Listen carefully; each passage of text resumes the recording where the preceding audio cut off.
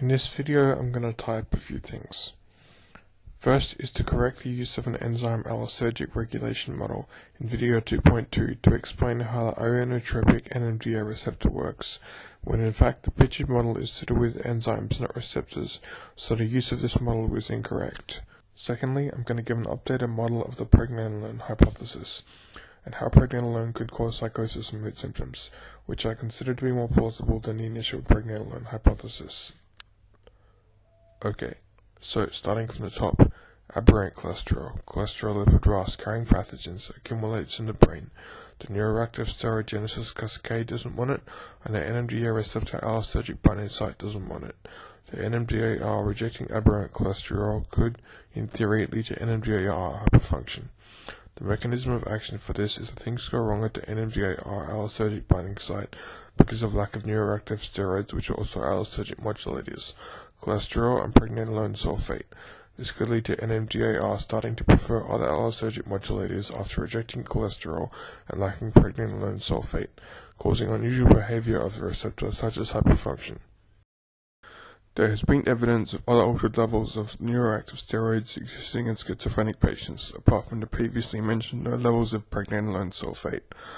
Low estrogen levels have been observed in female schizophrenic patients.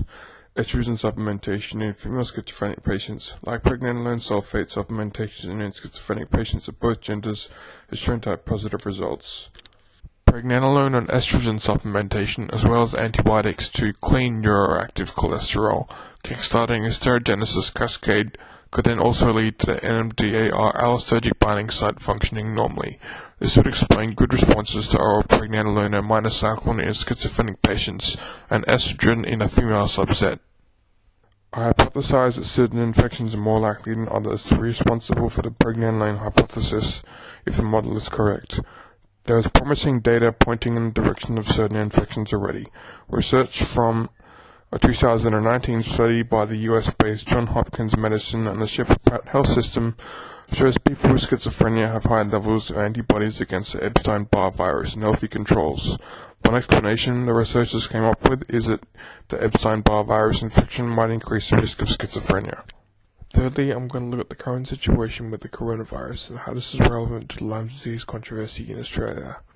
The first 4 videos were created through 2018 to 2019, before COVID was a problem in Australia. However, the politics of combating this pandemic have revealed an important mechanic of government that many people probably didn't understand until the virus spread to Australia.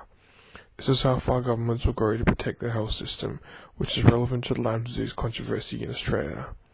Some people may believe that the Australian government and health authorities wouldn't go as far as denying the existence of tick-borne diseases in Australia to protect the health system. Here's some examples of how far the Australian government will go to protect the health system with its response to COVID.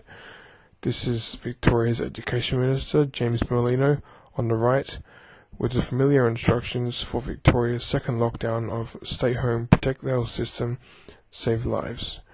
And this is a later article on 1,000 Australian Defence Force troops being deployed in Melbourne, Victoria, to enforce hotel quarantine during the second lockdown, as Victoria's initial lockdown failed to flatten the curve effectively.